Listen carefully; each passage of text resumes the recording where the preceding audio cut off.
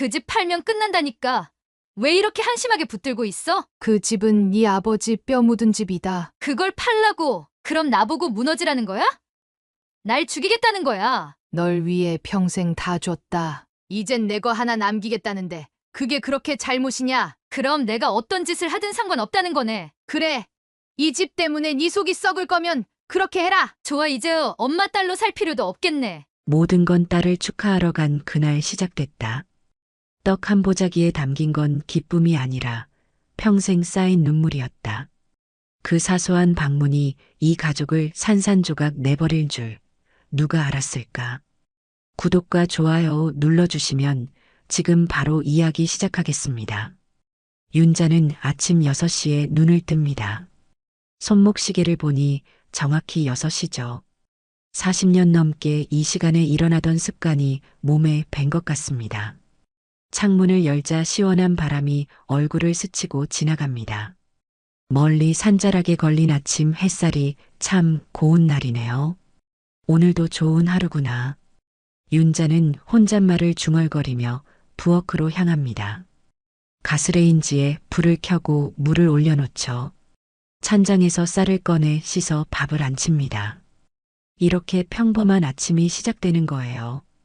밥이 뜸 들어가는 동안 윤자는 마당으로 나갑니다. 작은 텃밭에 배추며 무, 상추가 파릇파릇 자라고 있어요. 며칠 전에 심은 깻잎도 제법 자랐습니다. 호미로 잡초를 뽑으며 윤자는 마음이 편안해집니다. 흙냄새가 코끝을 스치니 기분이 좋아지죠. 이 나이에도 이렇게 밭일을 할 수 있다니 참 고마운 일이야. 시골 마을의 아침은 조용합니다. 가끔 지나가는 트럭 소리, 멀리서 들려오는 닭 우는 소리가 전부죠. 윤자에게는 이런 고요함이 가장 큰 선물입니다. 도시에서 살던 젊은 시절에는 이런 평화로움을 몰랐어요. 바쁘게 살아가느라 주변을 돌아볼 여유도 없었거든요. 오늘은 특별한 날입니다. 손녀 소연이가 대학에 합격했다는 소식을 어제 들었거든요. 지영이가 전화로 알려줬을 때 윤자는 너무 기뻐서 잠을 설쳤습니다. 우리 소연이가 드디어 대학생이 되는구나. 이 기쁜 마음을 어떻게 표현할까 하며 밤새 생각했죠. 소연이 좋아하는 떡을 해줘야겠어.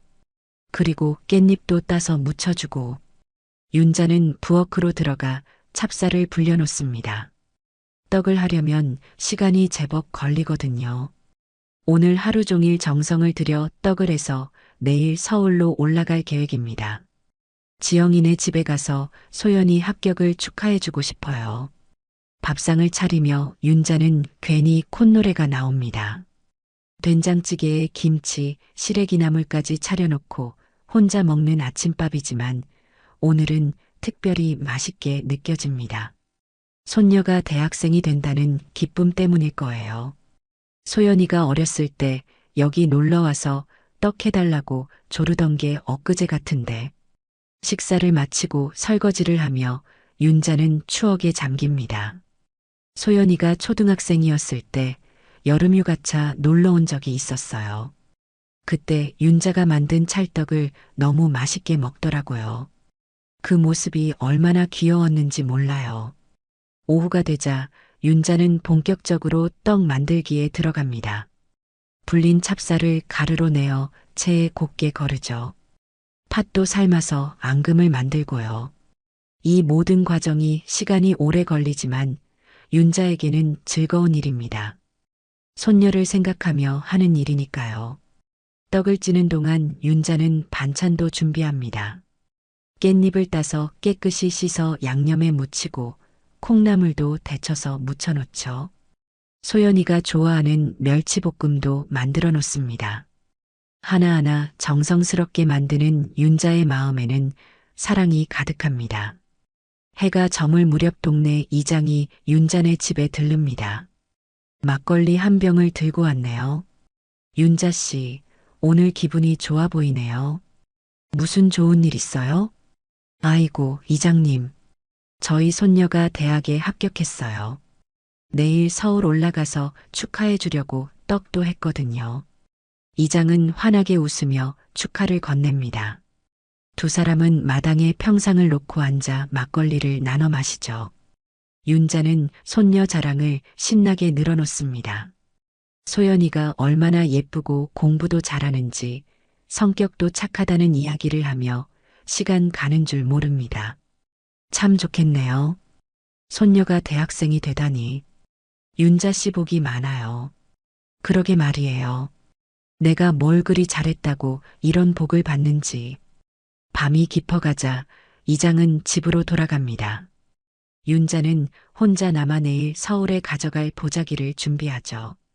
떡과 반찬들을 정성스럽게 싸면서 설레는 마음을 감출 수 없습니다. 오랜만에 가족들을 만날 생각에 가슴이 두근두근합니다. 내일 소연이가 얼마나 좋아할까? 떡 맛있게 먹고 기뻐하는 모습을 보고 싶어. 윤자는 보자기를 매만지며 미소를 짓습니다. 평범했던 하루가 이렇게 특별한 의미로 끝나는군요. 내일이 벌써 기다려집니다. 이른 아침 윤자는 설레는 마음으로 눈을 뜹니다. 어젯밤 흥분해서 잠을 설쳤지만 기분은 좋습니다. 오늘 드디어 서울에 올라가 손녀를 만날 날이거든요. 씻고 단정하게 옷을 차려입은 윤자는 어제 정성스럽게 준비한 보자기를 챙깁니다. 소연이가 좋아할 텐데. 윤자는 보자기를 어루만지며 혼잣말을 중얼거립니다. 찰떡과 깻잎 무침, 멸치볶음까지 손녀가 좋아하는 것들로 가득 채운 보자기가 무겁지만 마음은 가볍습니다. 마을 입구까지 걸어가서 시내버스를 타고 기차역으로 향하죠. 기차 안에서 윤자는 창밖 풍경을 보며 생각에 잠깁니다. 소연이가 어렸을 때 시골집에 놀러와서 자신을 할머니라고 부르며 따르던 모습이 떠오릅니다. 그때는 정말 천진난만한 아이였는데 이제 대학생이 되다니 시간이 얼마나 빨리 흘렀는지 모르겠어요. 서울역에 도착한 윤자는 지하철을 갈아타며 지영이네 아파트로 향합니다. 도시의 복잡함이 여전히 낯설지만 오늘만큼은 설레는 마음이 더 큽니다. 손녀의 합격을 축하해 줄 생각에 발걸음이 가벼워지죠. 드디어 지영이네 아파트 앞에 도착했습니다. 윤자는 초인종을 누르며 가슴이 두근거립니다. 얼마나 반가워할까, 깜짝 놀라지 않을까 하는 생각이 들어요. 문이 열리자 지영이가 나타납니다. 그런데 예상했던 반가운 표정 대신 당황스러운 기색이 역력합니다. 엄마, 왜 연락도 없이 와? 지영의 첫마디에 윤자는 당황합니다. 반갑게 맞아줄 줄 알았는데 뭔가 어색한 분위기네요. 윤자는 어색하게 웃으며 보자기를 들어 보입니다. 소연이 대학 합격한 거 축하해 주러 왔지. 떡도 해왔고 반찬도 좀 가져왔어. 지영은 시큰둥한 표정으로 문을 열어줍니다. 집 안으로 들어서니 사위 현수는 서재 문을 꽁꽁 닫고 들어가 버리네요. 인사조차 제대로 하지 않습니다. 윤자는 섭섭하지만 내색하지 않으려 노력합니다. 소연이는 어디 있어? 방에 있어. 소연아, 할머니 오셨어. 소연이가 방에서 나오긴 하지만 스마트폰을 손에서 놓지 않습니다. 윤자를 보고도 시큰둥하게 인사만 하죠. 할머니, 안녕하세요. 우리 소연이 대학 합격 축하해. 할머니가 내가 좋아하는 떡 해왔단다. 윤자는 기대에 찬 목소리로 말하지만 소연이의 반응은 시큰둥합니다. 아, 네. 고마워요. 할머니, 저 좀 쉴게요. 친구랑 약속이 있어서. 소연이는 그 말을 남기고 다시 방으로 들어가 버립니다. 윤자는 허탈감을 느끼며 거실에 서 있습니다. 이런 반응을 예상하지 못했거든요. 지영이는 바쁘다는 듯 부엌을 오가며 정신없이 움직입니다. 윤자가 가져온 떡과 반찬들을 테이블에 펼쳐놓아도 아무도 관심을 보이지 않아요. 지영아, 같이 떡 좀 먹을까? 엄마, 저 바빠요. 나중에 먹을게요. 윤자는 혼자 거실 소파에 앉아 멀뚱멀뚱 앞을 바라봅니다. 기대했던 것과 너무 다른 현실에 마음이 착잡해집니다. 정성스럽게 준비한 떡과 반찬들이 테이블 위에 그대로 놓여 있어요. 저녁 시간이 되어도 가족들은 각자 따로 식사를 합니다. 현수는 서재에서 나오지도 않고 소연이는 배달 음식을 시켜 먹으며 여전히 스마트폰만 들여다보죠. 지영이도 간단히 라면으로 저녁을 때웁니다. 윤자는 혼자 자신이 가져온 반찬으로 밥을 먹습니다. 가족들과 함께 둘러앉아 즐거운 식사를 할 줄 알았는데 현실은 너무 쓸쓸합니다. 혼자 먹는 밥맛이 영 시원찮아요. 밤이 되자 지영이가 이불 하나를 가져와 거실 바닥에 깝니다.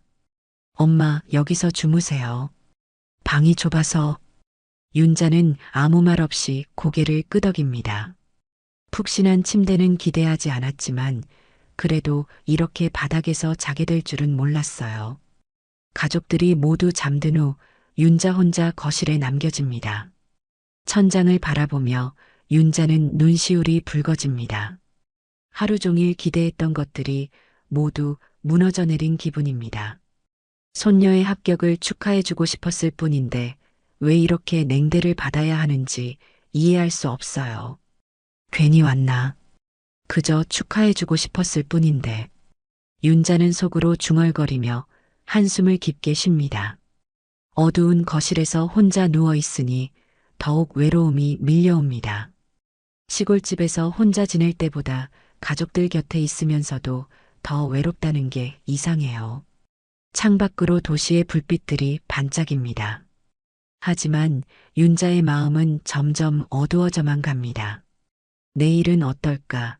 이대로 돌아가야 하나 하는 생각이 머릿속을 맴돕니다. 옆방에서 들려오는 가족들의 생활 소음도 윤자에게는 멀게만 느껴집니다. 같은 집에 있지만 마음의 거리는 너무 멀어 보여요. 윤자는 눈을 감고 잠들려 노력하지만 복잡한 마음 때문에 잠이 오지 않습니다. 밤새 뒤척이며 잠을 설친 윤자는 아침 일찍 눈을 뜹니다. 거실 바닥에서 잠을 자니 온몸이 뻐근하네요. 조용히 일어나 화장실을 다녀오고 이불을 개어놓습니다. 가족들을 깨우지 않으려고 발소리도 조심스럽게 내죠. 부엌에서 물소리가 들립니다. 지영이가 일어나 아침 준비를 하고 있네요. 윤자는 반갑게 다가가 인사를 건넵니다. 지영아, 잠 잘 잤니? 내가 아침 차려줄까? 아니에요, 엄마. 저 바빠서 간단히 먹을 거예요.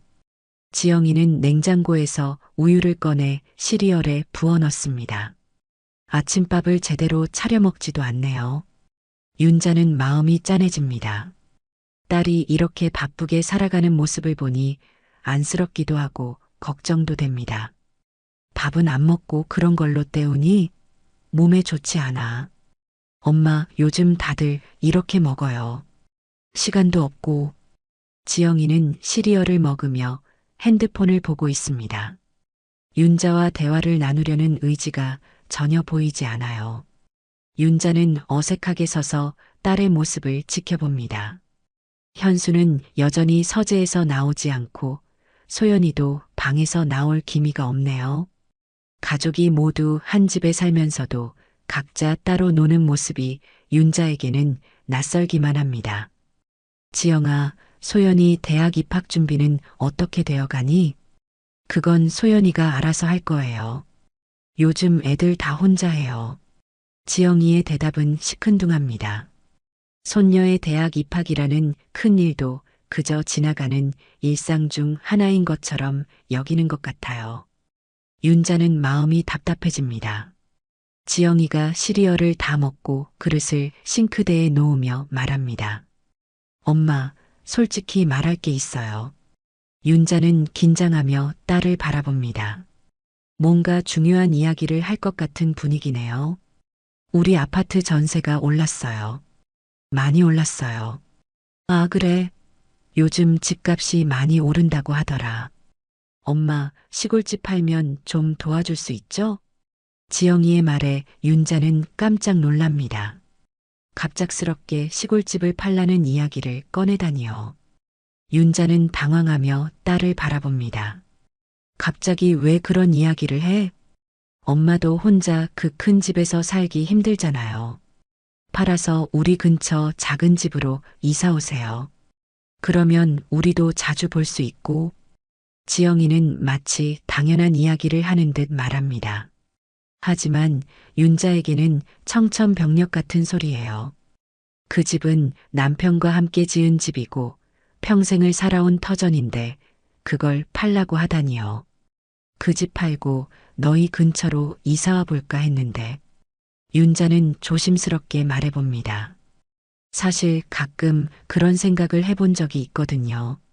가족들 가까운 곳에서 살면서 손녀도 자주 볼 수 있으면 좋겠다는 생각을 말이에요. 하지만 지영이의 반응은 차갑습니다. 엄마, 그건 좀. 우리도 바쁘고 챙겨드릴 여유가 없어요. 지영이는 냉장고 문을 쾅 닫으며 거실로 가버립니다. 윤자는 부엌에 혼자 남겨져 멍하니 서 있어요. 딸의 차가운 반응에 가슴이 먹먹해집니다. 내 집이 아니라 내 마음을 팔라는 것 같아. 윤자는 속으로 중얼거리며 눈시울이 붉어집니다. 시골집은 단순히 집이 아니에요. 남편과 함께 살던 추억이 고스란히 담긴 공간이고 윤자의 모든 삶이 녹아든 곳이거든요. 거실로 나가니 지영이는 화장을 하며 출근 준비를 하고 있습니다. 윤자는 식탁에 혼자 앉아 어제 가져온 떡을 하나 집어먹습니다.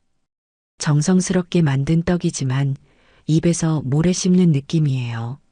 지영아, 그 집은 너희 아버지랑 같이 지은 집인데.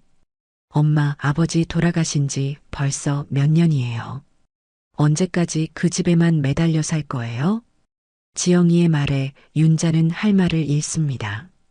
남편이 돌아가셨다고 해서 그와의 추억까지 버릴 수는 없는 일이에요. 그 집에서 남편과 함께 보낸 시간들, 지영이를 키우며 보낸 시간들이 모두 소중한 기억인데 말이죠. 그래도 그 집은. 엄마, 저 늦어요. 나중에 이야기해요. 지영이는 서둘러 가방을 챙겨 나가버립니다. 윤자는 또다시 혼자 남겨집니다. 집안은 쥐 죽은 듯 조용하고 현수와 소연이는 여전히 각자 방에서 나오지 않네요. 윤자는 테이블에 혼자 앉아 어제 가져온 떡을 바라봅니다. 이렇게 정성스럽게 만든 떡을 아무도 먹어주지 않네요. 깻잎 무침도 멸치볶음도 그대로 놓여 있어요. 내가 뭘 잘못했을까? 윤자는 속으로 자책하며 한숨을 쉽니다. 손녀의 합격을 축하해주고 싶었던 마음이 이렇게 상처가 되어 돌아올 줄은 몰랐어요. 그리고 갑작스럽게 집을 팔라는 이야기까지 듣게 되다니요. 시간이 흘러 점심시간이 되어도 아무도 나오지 않습니다. 윤자는 혼자 라면을 끓여 먹으며 복잡한 생각에 잠깁니다. 정말 시골집을 팔아야 하나, 그렇다면 자신은 어디서 살아야 하나 하는 걱정이 밀려옵니다. 창밖을 보니 도시의 풍경이 펼쳐져 있습니다. 높은 건물들과 바쁘게 오가는 사람들, 시끄러운 차 소리까지 모든 것이 윤자에게는 낯설기만 해요. 이런 곳에서 살아갈 수 있을까 하는 생각이 듭니다. 오후가 되어서야 소연이가 방에서 나옵니다. 친구들과 만나러 나간다며 간단히 인사만 하고 나가버리네요. 윤자는 손녀와 제대로 이야기도 나누지 못했어요. 혼자 남은 윤자는 거실을 정리하며 마음을 달래려 합니다. 하지만 머릿속에는 지영이의 말이 계속 맴돌아요. 시골집을 팔라는 이야기, 그리고 자신을 챙길 여유가 없다는 차가운 말들이 가슴을 아프게 합니다. 그날 저녁 지영이는 늦게 퇴근해서 집에 돌아옵니다. 피곤한 기색이 역력하네요. 윤자는 거실에서 텔레비전을 보고 있었지만 사실 내용은 하나도 머리에 들어오지 않았어요. 하루 종일 지영이의 말이 머릿속을 맴돌았거든요. 엄마, 저녁 드셨어요? 응, 라면으로 간단히 먹었어. 지영이는 피곤하다며 소파에 털썩 주저앉습니다. 윤자는 딸의 지친 모습을 보며 마음이 짠해져요. 그래도 딸이니까 걱정이 되거든요. 지영아, 많이 힘들어 보이네. 회사 일이 그렇게 바쁘니? 요즘 정말 죽겠어요. 일은 많고 집값은 오르고 스트레스 받아 죽겠어요. 지영이는 한숨을 쉬며 머리를 감싸줍니다. 윤자는 딸을 위로해주고 싶지만 어떤 말을 해야 할지 모르겠어요. 도시 생활에 대해서는 잘 모르니까요. 밤이 깊어가자 가족들은 모두 각자 방으로 들어갑니다. 윤자는 또다시 거실 바닥에 이불을 깔고 누워야 하네요. 어젯밤과 마찬가지로 잠이 오지 않습니다. 복잡한 마음에 윤자는 핸드폰을 꺼내봅니다. 시골에서는 거의 쓸 일이 없었지만 지영이가 사준 핸드폰이에요. 마을 이장 번호가 저장되어 있네요. 술 기운을 빌리고 싶은 마음에 윤자는 이장에게 전화를 겁니다. 밤늦은 시간이지만 이장은 친절하게 받아줍니다. 윤자 씨, 이 밤중에 무슨 일이에요? 서울 잘 다녀오고 계시죠? 이장님, 죄송해요. 잠이 안 와서. 윤자의 목소리에서 무언가 이상함을 느낀 이장이 걱정스럽게 묻습니다. 무슨 일 있어요? 목소리가 좀 이상한데. 윤자는 한참 망설이다가 조심스럽게 말을 꺼냅니다. 이장님, 혹시 우리 집 말인데 누가 사겠다는 사람 있어요? 전화 너머로 이장의 놀란 목소리가 들려옵니다. 아니, 윤자 씨. 갑자기 그 집을 왜 팔아요? 그 집은 선생님이랑 같이 살던 추억이 다 담긴 집인데. 이장의 말에 윤자는 울컥합니다. 남편을 선생님이라고 부르는 이장의 말이 가슴에 와닿아요. 정말 그 집에는 남편과의 추억이 고스란히 담겨 있거든요. 그게 딸이 전세가 올라서 도움이 필요하다고 하네요. 아, 그래서 그러시는구나. 하지만 윤자 씨, 그 집 팔면 어디서 사실 거예요? 이장의 질문에 윤자는 답을 할 수가 없습니다. 정말 그 집을 팔면 자신은 어디서 살아야 하는지 생각해 보지 못했거든요. 지영이는 자신을 챙길 여유가 없다고 했는데 말이에요. 딸네 근처로 이사 가라고 하는데 잘 모르겠어요. 윤자 씨, 성급하게 결정하지 마세요. 그 집은 윤자 씨한테 너무 소중한 곳이잖아요. 며칠 더 생각해 보세요.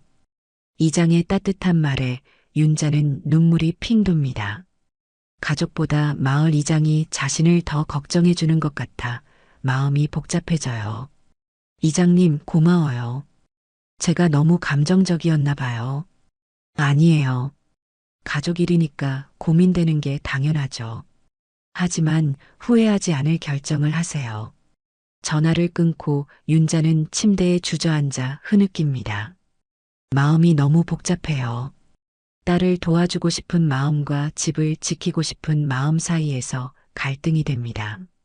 그 집 팔면 난 어디서 살아야 하지? 윤자는 속으로 중얼거리며 눈물을 닦습니다. 시골집은 단순히 집이 아니에요. 남편과 함께 가꾼 정원, 함께 앉아 차를 마시던 마루, 지영이를 키우며 보낸 모든 시간이 담긴 공간이거든요. 그런데 그 소중한 집을 팔아서 딸의 경제적 문제를 해결해 주라니요. 물론 딸이 힘들다는 것을 모르는 건 아니에요. 하지만 왜 하필 자신의 집을 팔라고 하는 걸까요? 윤자는 남편의 사진을 생각합니다. 시골집 거실에 걸려 있는 남편의 영정 사진 말이에요. 남편이 살아있다면 뭐라고 했을까요? 아마 딸을 도와주자고 했을 수도 있겠네요. 하지만 그 집을 떠나라고는 하지 않았을 거예요. 남편도 그 집을 참 사랑했거든요. 직접 설계하고 지은 집이라 더욱 애착이 있었어요. 새벽 시간이 되어서야 윤자는 잠들 수 있었습니다. 하지만 꿈속에서도 시골집이 나타나네요. 남편과 함께 정원을 가꾸던 모습, 지영이가 어렸을 때 마당에서 뛰어놀던 모습들이 스쳐 지나갑니다. 아침이 되자 윤자는 일찍 일어나 짐을 쌉니다. 더 이상 여기 있어봐야 상황이 나아질 것 같지 않아요. 오히려 지영이에게 부담만 될 것 같습니다. 지영이가 일어나 출근 준비를 하는 모습을 보며 윤자는 조심스럽게 말합니다. 지영아, 나 오늘 시골로 내려갈게. 벌써요? 좀 더 계시지 그래요.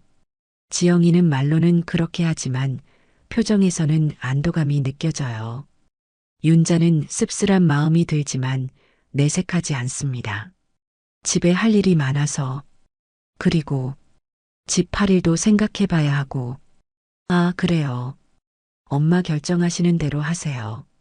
지영이는 그렇게 말하고 서둘러 나가버립니다. 윤자는 혼자 남아보자기를 쌉니다. 어제까지도 먹지 않은 떡과 반찬들을 다시 싸네요.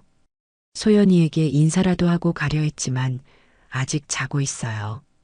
윤자는 쪽지 하나를 남겨둡니다. 대학 입학 축하한다는 말과 함께 용돈을 조금 넣어두죠. 집을 나서며 윤자는 뒤돌아봅니다. 이곳에서 보낸 며칠이 참 복잡했네요. 기대와 실망, 그리고 새로운 고민까지 안고 시골로 돌아가는 길입니다. 기차 안에서 윤자는 창밖을 보며 생각에 잠깁니다. 정말 집을 팔아야 할까요? 그렇다면 자신의 미래는 어떻게 될까요? 답을 찾기 어려운 문제들이 머릿속을 복잡하게 만듭니다. 시골집에 돌아온 윤자는 며칠 동안 복잡한 마음으로 지냅니다. 서울에서 있었던 일들이 자꾸 떠올라 마음이 편하지 않아요. 특히 지영이가 집을 팔라고 한 말이 계속 머릿속을 맴돕니다. 며칠이 지난 어느 날 오후 윤자는 장을 보러 시내에 나갔습니다. 마트에서 필요한 물건들을 사고 나오는 길에 익숙한 얼굴을 마주칩니다. 지영이의 대학 동창인 미경이네요. 어머, 윤자 이모님. 미경은 반갑게 윤자에게 인사를 건넵니다. 지영이와 친하게 지내던 친구라 윤자도 잘 알고 있어요. 아이고, 미경이구나. 잘 지내지? 네, 이모님. 그런데 지영이 소식 들었어요. 축하드려요. 미경의 말에 윤자는 고개를 갸웃합니다. 무슨 축하할 일이 있나 싶어서요. 무슨 축하할 일이 있다고 그래? 아, 모르셨어요? 지영이가 이번에 상가 하나 샀다면서요? 대단하시네요. 요즘 같은 때 투자하기 쉽지 않은데. 미경의 말에 윤자는 귀를 의심합니다. 상가를 샀다고요? 전세가 올라서 돈이 필요하다던 지영이가 상가를 샀다니요. 상가를 샀다고? 네, 지영이가 자랑하더라고요. 좋은 위치에 있는 상가를 좋은 가격에 샀다면서요. 앞으로 임대료 수입도 괜찮을 거라고 하고. 윤자는 머리가 띵해집니다. 지영이가 자신에게는 전세가 올라서 힘들다고 하면서 집을 팔라고 했는데 실제로는 상가 투자를 했다는 말인가요? 그래. 언제 산 거래? 한 달 전쯤 된 것 같아요. 지영이가 몇 달 전부터 준비했다더라고요. 대출도 받고 해서 꽤 큰 투자였다고 하던데. 미경은 모르는 듯 계속 이야기를 이어갑니다. 하지만 윤자는 점점 충격에 빠져들어요. 아무튼 지영이 정말 대단해요. 이모님도 딸 자랑스러우시겠어요. 미경과 헤어진 후 윤자는 버스 정류장에서 멍하니 서 있습니다. 머리가 복잡해서 정리가 안 돼요. 지영이가 상가를 샀다면 왜 자신에게는 전세가 올라서 힘들다고 했을까요? 집으로 돌아오는 버스 안에서 윤자는 창밖을 보며 이를 악물고 생각합니다. 날 이용하려고 한 거였어. 손녀 합격이 기쁘긴 한데 그 뒤에 숨겨진 건 돈이었구나. 윤자는 자신이 얼마나 순진했는지 깨닫게 됩니다. 손녀의 합격을 진심으로 축하해 주려고 갔던 것인데 지영이에게는 엄마의 집을 팔아 투자 자금을 마련할 기회였던 거네요. 집에 도착한 윤자는 거실에 앉아 한참을 생각합니다. 남편의 영정사진이 자신을 내려다보고 있어요. 여보, 우리 딸이 이런 아이였나요? 내가 잘못 키운 걸까요? 윤자는 남편의 사진에게 말을 걸어봅니다.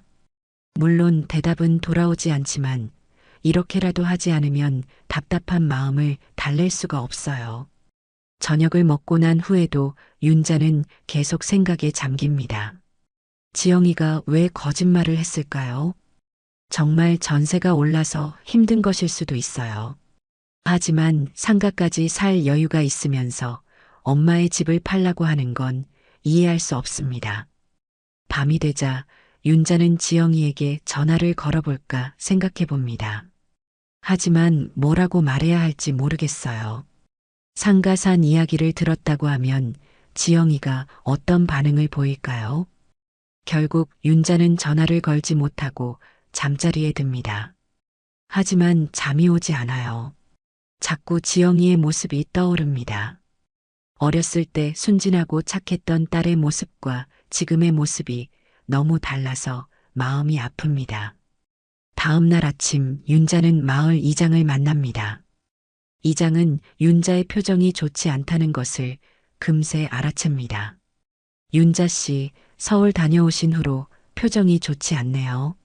무슨 일 있어요? 윤자는 이장에게 어제 들은 이야기를 털어놓습니다. 지영이가 상가를 샀다는 것, 그러면서도 자신에게는 집을 팔라고 했다는 것까지 모든 이야기를 합니다. 이장은 윤자의 이야기를 들으며 고개를 절레절레 흔듭니다. 참 안타깝네요. 자식이 부모를 그렇게 대하면 안 되는데. 이장님, 제가 너무 예민하게 생각하는 걸까요? 아니에요, 윤자 씨. 충분히 상처받을 만한 일이에요. 솔직하게 말하지 않고 집을 팔라고 하는 건 잘못된 거죠. 이장의 말에 윤자는 자신의 마음이 틀리지 않았다는 것을 확인합니다. 가족이라고 해서 무조건 희생해야 하는 건 아니잖아요. 그런데 이장님, 정말 우리 집 사려는 사람 있어요? 글쎄요. 요즘 시골집 사려는 사람들이 간혹 있긴 하더라고요. 윤자 씨 집은 위치도 좋고 집도 깔끔하니까 관심 있는 사람이 있을 수도 있어요. 이장의 말을 들으며 윤자는 복잡한 생각에 빠집니다. 정말 집을 팔아야 할까요? 아니면 지영이의 요구를 거절해야 할까요? 오후에 혼자 집에 있던 윤자는 마당에 나가 남편과 함께 심었던 나무들을 바라봅니다. 벚나무, 감나무, 매실나무까지 하나하나 정성스럽게 키워온 나무들이에요. 이 나무들도 다 버리고 가야 하나. 윤자는 나무를 어루만지며 눈물이 핑 돕니다. 이 집을 떠난다는 것은 단순히 장소를 바꾸는 게 아니에요. 자신의 모든 추억과 삶의 터전을 버리는 일이거든요. 그때 핸드폰이 울립니다. 지영이로부터 온 문자 메시지네요. 엄마, 집 팔 일 어떻게 생각해 보셨어요? 빨리 결정하셔야 할 것 같아요. 지영이의 문자를 보며 윤자는 화가 납니다. 상가까지 사놓고도 아직도 자신의 집을 팔라고 재촉하다니요. 윤자는 문자에 답장하지 않고 핸드폰을 내려놓습니다. 이제 결정해야 할 때가 온 것 같아요. 딸의 요구에 순순히 따를 것인지 아니면 자신의 마음을 지킬 것인지 말이에요. 저녁 무렵 윤자는 마당에 앉아 하늘을 바라봅니다. 별들이 하나씩 떠오르고 있어요. 이 하늘도, 이 바람도 모두 이곳에서만 느낄 수 있는 것들이죠. 내가 내 마음을 지켜야지. 윤자는 속으로 중얼거리며 결심을 굳힙니다. 며칠이 지나도 윤자는 지영이의 문자에 답장하지 않았습니다. 마음속으로는 이미 결정이 서 있었지만 실제로 말하기까지는 용기가 필요했거든요. 하지만 지영이가 상가를 샀다는 사실을 알게 된 후로는 마음이 확고해졌어요. 그날 저녁 윤자는 마침내 지영이에게 전화를 겁니다. 한참을 망설이다가 버튼을 누르죠. 전화벨이 몇 번 울린 후 지영이가 받습니다. 엄마, 왜 이렇게 늦게 전화해요? 지영이의 목소리에서 약간의 짜증이 섞여 있는 것 같아요. 윤자는 깊게 숨을 들이쉬고 담담한 목소리로 말합니다. 지영아, 엄마 집은 안 팔란다. 전화 너머로 잠깐의 침묵이 흐릅니다. 지영이가 예상하지 못한 대답이었나 봐요. 엄마, 갑자기 왜 그래요? 며칠 전까지만 해도 생각해 보겠다고 하셨잖아요. 생각해 봤어. 그런데 팔지 않기로 했다.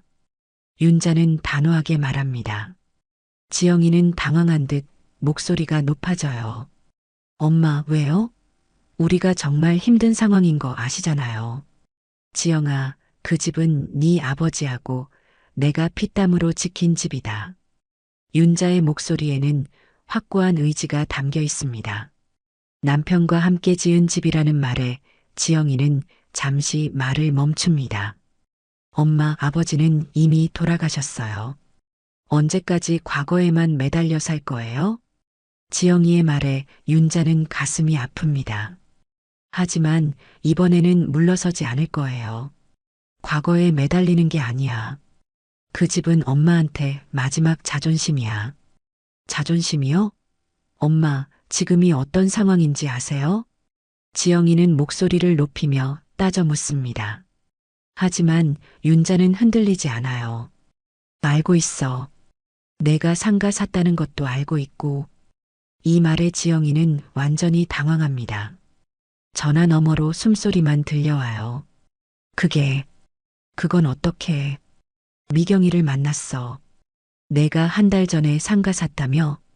지영이는 한동안 말을 하지 못합니다. 거짓말이 들통난 상황이거든요. 엄마, 그건 설명할 수 있어요. 설명은 됐어. 상가 살 돈은 있으면서 왜 엄마 집을 팔라고 했니? 윤자의 질문에 지영이는 제대로 대답하지 못합니다. 변명만 늘어놓을 뿐이에요. 그건 투자고 전세는 또 다른 문제잖아요. 지영아, 솔직하게 말해. 엄마 집 팔아서 뭐 하려고 했어? 윤자의 단도직입적인 질문에 지영이는 더욱 당황합니다. 엄마, 정말 전세가 올라서. 그만해라. 거짓말하지 마.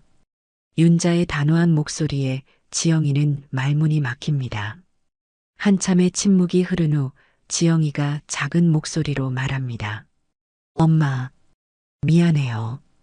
미안하다고 해서 다 되는 게 아니야. 엄마를 이용하려고 했잖아. 윤자는 차분하지만 단단한 목소리로 말합니다.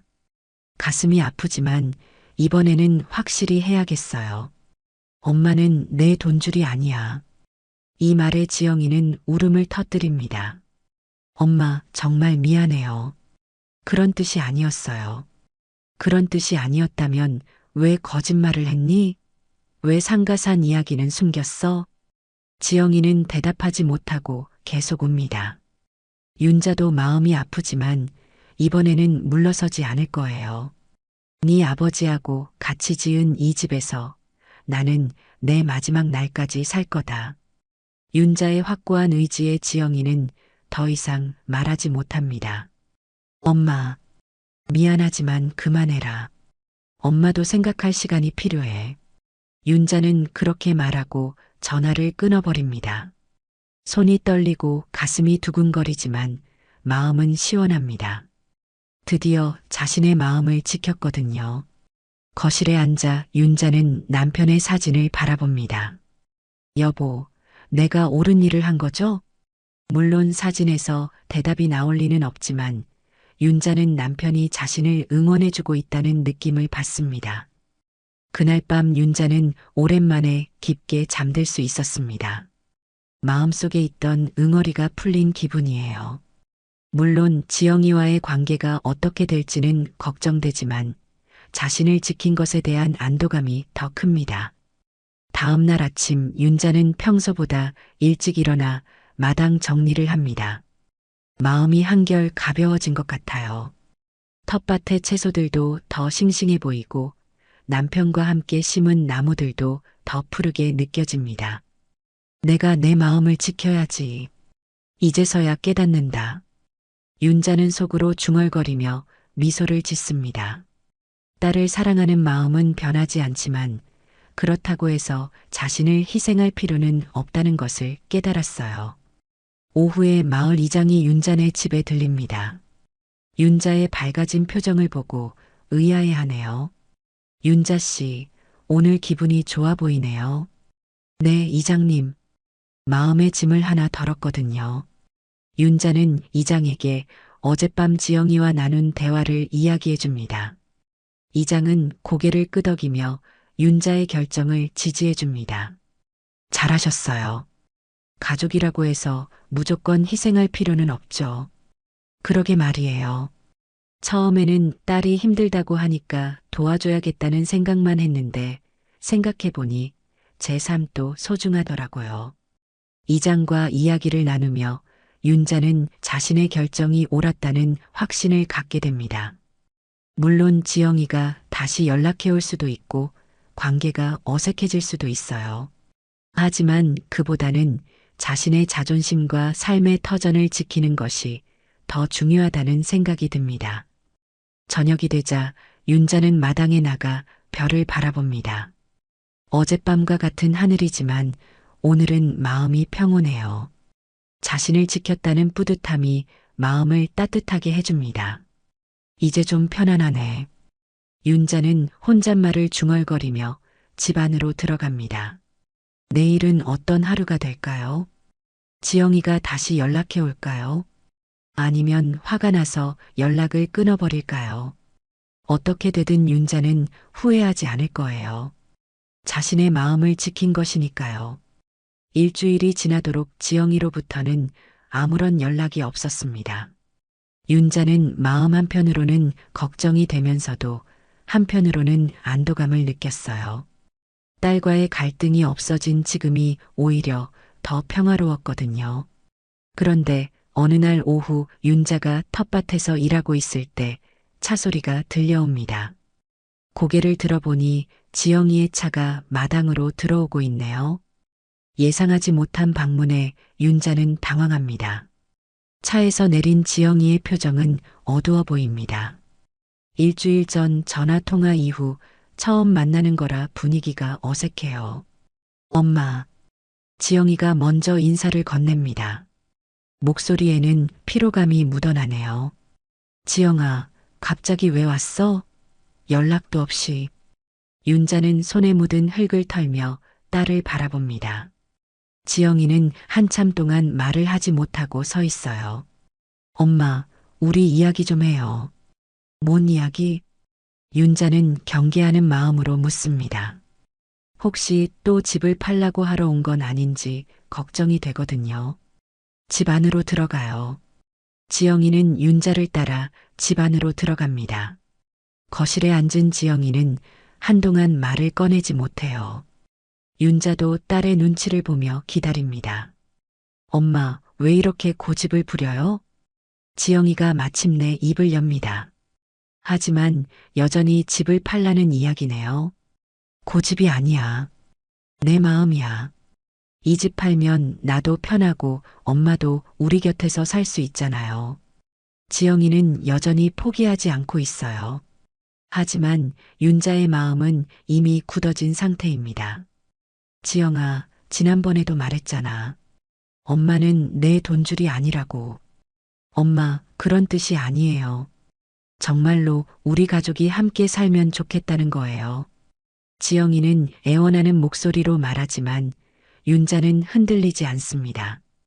그럼 왜 상가산 이야기는 숨겼어? 왜 거짓말을 했어? 윤자의 질문에 지영이는 말문이 막힙니다. 변명할 말이 없거든요. 그건 엄마가 오해하실까 봐서. 오해? 뭘 오해해? 솔직히 말해봐. 내 집 팔아서 뭐 하려고 했어? 윤자는 단호하게 따져 묻습니다. 이번에는 확실히 하고 싶어요. 지영이는 한참 동안 침묵을 지키다가 마침내 고백합니다. 상가 대출이 생각보다 많이 나왔어요. 월 상환금이 부담되고. 그래서 내 집을 팔아서 대출을 갚으려고 했구나. 윤자의 말에 지영이는 고개를 숙입니다. 더 이상 숨길 수 없는 상황이에요. 엄마, 정말 미안해요. 다른 방법이 없었어요. 다른 방법이 없다고? 상가를 다시 팔면 되잖아. 그건 지금 팔면 손해가 너무 커요. 지영이의 대답에 윤자는 화가 치밀어 오릅니다. 그럼 내가 손해를 봐야 한다는 거야? 내 집을 팔아서 내 투자 실패를 메워달라는 거야? 엄마, 그런 게 아니에요. 지영이도 목소리를 높입니다. 하지만 윤자는 더 이상 물러서지 않을 거예요. 그럼 뭐야? 분명히 말해봐. 엄마도 이해해 주세요. 나도 살기 힘들어요. 지영이는 울먹이며 소리칩니다. 하지만 윤자의 마음은 움직이지 않아요. 네 아버지하고 내가 지은 이 집에서 나는 내 마지막 날까지 살 거다. 윤자는 확고한 의지로 말합니다. 남편과의 추억이 깃든 이 집을 떠날 수는 없어요. 엄마, 아버지는 이미 없어요. 언제까지 죽은 사람 때문에 살 거예요? 지영이의 말에 윤자는 깊이 상처받습니다. 딸이 아버지를 그렇게 말하다니요. 지영아, 내가 그런 말을 하는구나. 윤자의 목소리에는 실망감이 가득합니다. 엄마, 저도 정말 힘들어요. 회사도 힘들고 집값도 오르고 정말 막막해요. 지영이는 처음으로 진심을 털어놓습니다. 하지만 윤자의 마음은 이미 굳어진 상태예요. 힘든 건 알겠어. 하지만 그게 내 집을 팔아야 하는 이유는 안 돼. 그럼 어떻게 하라고 그래요?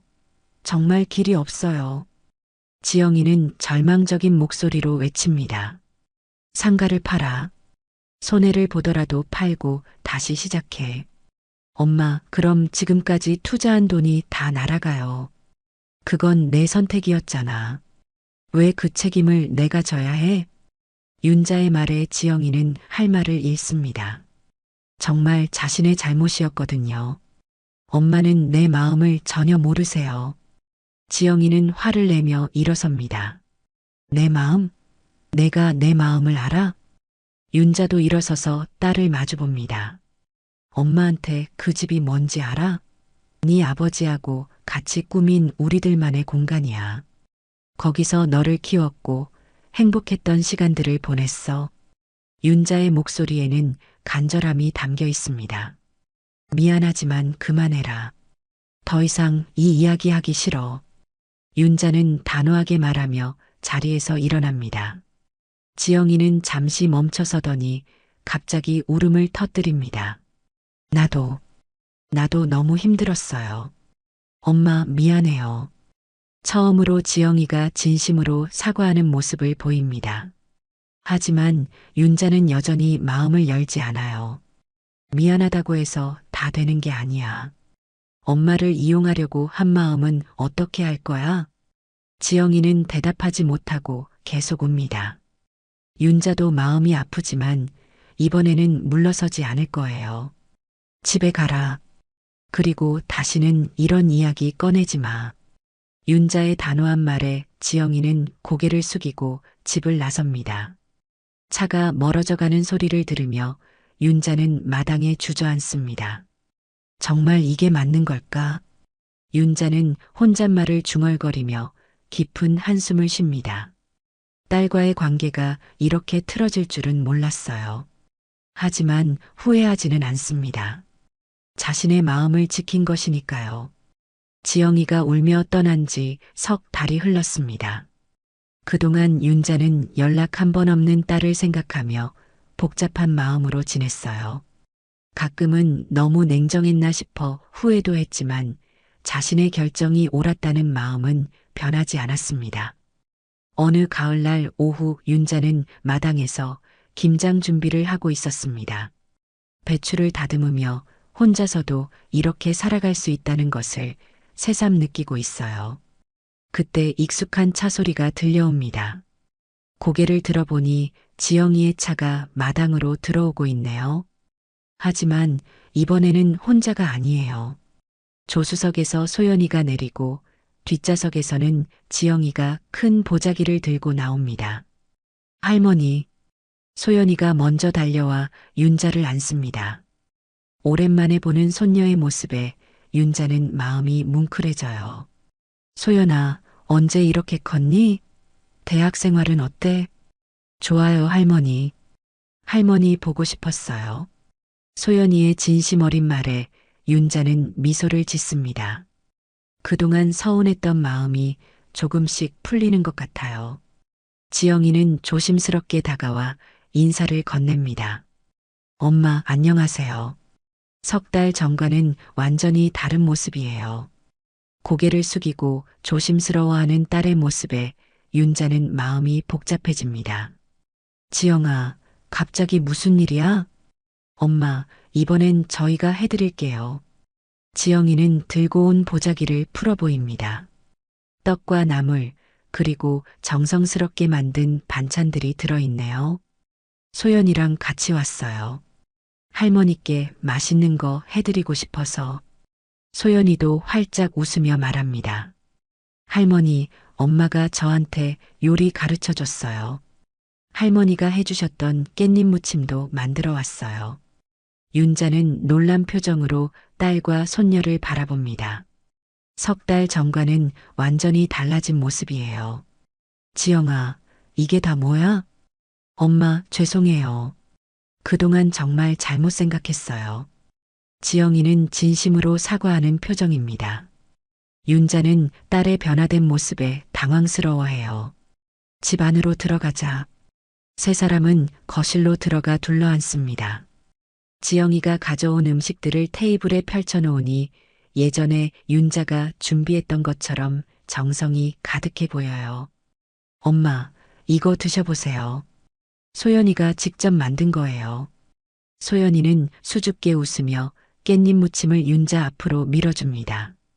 윤자가 한 젓가락 맛을 보니 예전 자신이 만든 것과 비슷한 맛이 나네요. 맛있다, 소연아. 할머니 레시피 잘 기억하고 있었구나. 할머니가 예전에 가르쳐 주신 대로 했어요. 엄마도 도와줬고요. 소연이의 말에 윤자는 지영이를 바라봅니다. 딸이 손녀에게 자신의 요리법을 가르쳐 줬다니 놀랍네요. 지영아, 내가 언제부터 요리에 관심이 있었어? 엄마, 그동안 제가 너무 바빠서 가족을 소홀히 했어요. 소연이한테도 할머니 음식 맛을 가르쳐 주고 싶었어요. 지영이의 말에는 진심이 담겨 있습니다. 윤자는 딸의 변화가 신기하면서도 기특해요. 그래서 오늘 온 거야? 네, 그리고 엄마한테 정말 사과하고 싶었어요. 지영이는 고개를 숙이며 말합니다. 그동안 생각해 봤는데 정말 제가 잘못했어요. 엄마를 이용하려고 했고 엄마 마음은 전혀 생각하지 않았어요. 윤자는 딸의 진심 어린 사과에 마음이 움직입니다. 상가는 어떻게 됐어? 팔았어요. 손해 많이 봤지만 엄마 말씀이 맞았어요. 제 잘못은 제가 책임져야죠. 지영이의 대답에 윤자는 놀랍니다. 정말 상가를 팔았다니요. 그럼 지금은 어떻게 지내니? 힘들지만 가족이 더 중요하다는 걸 깨달았어요. 소연이도 할머니를 많이 그리워했거든요. 소연이가 윤자의 손을 잡으며 말합니다. 할머니, 저 정말 할머니 보고 싶었어요. 엄마한테 할머니 집에 가고 싶다고 계속 얘기했어요. 윤자는 손녀의 따뜻한 손길에 눈시울이 붉어집니다. 소연아, 할머니도 너 많이 보고 싶었어. 할머니, 앞으로 자주 올게요. 그리고 할머니 요리도 더 배우고 싶어요. 소연이의 말에 윤자는 환하게 웃습니다. 이런 시간이 얼마나 그리웠는지 몰라요. 지영이도 조심스럽게 말을 꺼냅니다. 엄마, 저도 앞으로 자주 올게요. 그리고 이 집 정말 아름다워요. 왜 이걸 몰랐을까요? 지영아, 엄마가 이 집을 지키려고 하신 마음을 이제야 알 것 같아요. 아버지와의 추억이 담긴 소중한 곳이죠. 지영이의 말에 윤자는 감동받습니다. 딸이 드디어 자신의 마음을 이해해 준 것 같아요. 그동안 미안했어, 지영아. 아니에요, 엄마. 제가 미안해요. 엄마를 힘들게 해서. 모녀가 서로 사과하는 모습을 보며 소연이도 울음을 글썽입니다. 이제 우리 다시 가족같이 지내요. 할머니, 엄마, 저 모두 함께요. 세 사람은 서로를 안으며 화해의 시간을 갖습니다. 윤자는 따뜻한 햇살이 내리쬐는 마당을 바라보며 작은 평화를 되찾습니다. 사랑은 주는 거였지만 나를 지키는 사랑도 필요했던 거구나. 윤자는 속으로 중얼거리며 미소를 짓습니다.